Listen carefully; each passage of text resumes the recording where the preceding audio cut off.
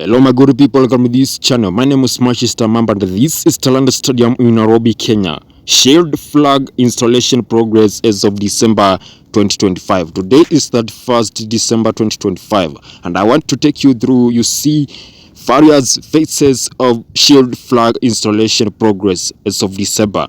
This is the first phase which was completed early. You can see for yourself how beautiful this shield flag is. Let's give China Roads and Bridge Corporation Company credit. You can see for yourself how beautiful the shield flag is. The inspiration of these shield flags being installed comes from a island, and you can see how beautiful it is for yourself.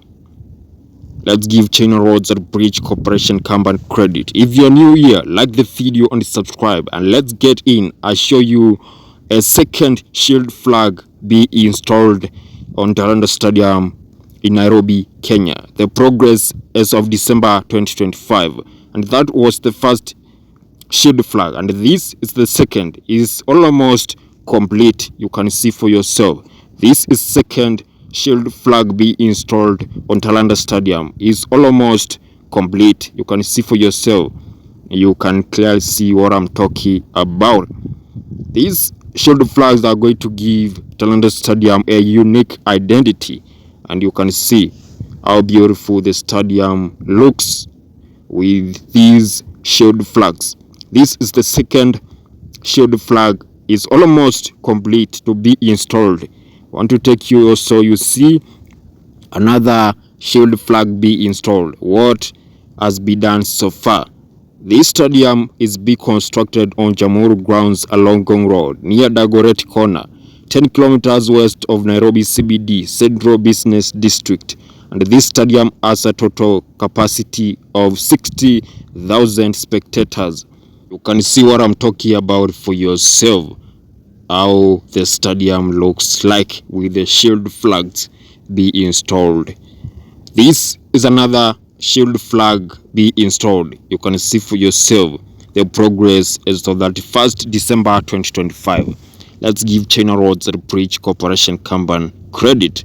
This project began back in that 1st March 2024 and is expected to be complete by early 2026.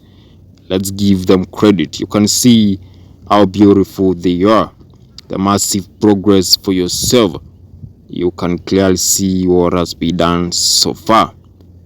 You can see for yourself how Talanta Stadium is looking with these shield flags. What are your thoughts concerning shield flag installation on Talanta Stadium? Give your opinions on the comment section. What are your opinions concerning the latest progress of shield flag installation of Talanta Stadium? Give your opinions on the comment section.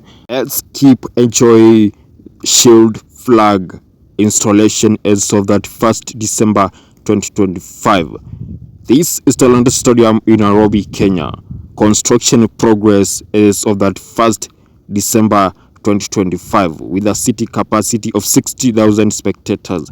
The total construction cost is 344.5 million US dollars, which is equivalent to 44.7 billion Kenya shillings.